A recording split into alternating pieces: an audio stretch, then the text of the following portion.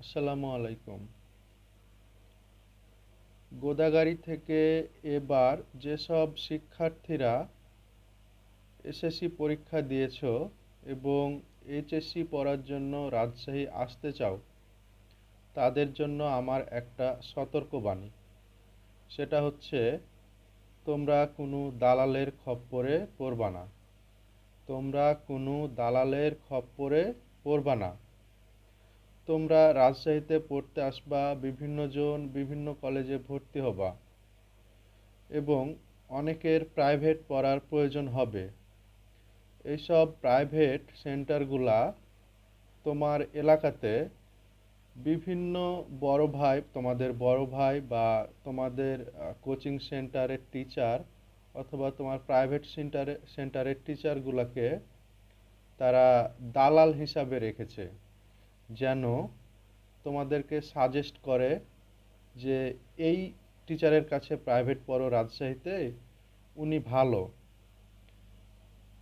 কিন্তু প্রবলেম হচ্ছে, তারা তোমাকে সেই প্রাইভেট সেন্টারগুলা ভালো বলে ভর্তি করাবে এবং তোমাদের যে কোর্স ফি সেটা থেকে তাদের একটা পার্সেন্টেজ পাবে, শুধুমাত্র তোমাকে সেই কোচিং সেন্টারে ভর্তি করার জন্য।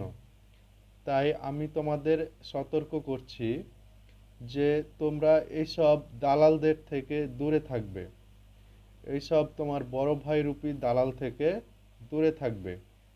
তুমি চিন্তাই করতে পারো না যে এক একটা দালাল যারা তোমাকে বিভিন্ন প্রাইভেট সেন্টারে ভর্তি হতে বলবে, তারা হচ্ছে এক একটা স্টুডেন্ট প্রতি ১,০০০, ২,০০০, ৩,০০০, এমনকি ৫,০০০ পর্যন্তও টাকা নিয়ে থাকে রাজশাহীর ওই টিচারদের কাছ থেকে, যেখানে তারা ভর্তি করায়।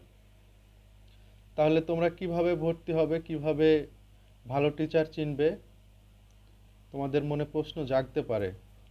সেজন্য তোমরা যেই টিচারের কাছে পড়তে চাও সেই টিচারের একটা লিস্ট করবা এবং তাদের সাথে তুমি সরাসরি যেয়ে কথা বলবা। কত টাকা ভর্তি ফি, কত টাকাতে ভর্তি নিবে, তোমার কন্ডিশন কি, তাদের কন্ডিশন কি, সেসব কথা তুমি নিজেই বলে ভর্তি হবা। এখন কথা হচ্ছে, ভালো টিচার চিনবা কিভাবে?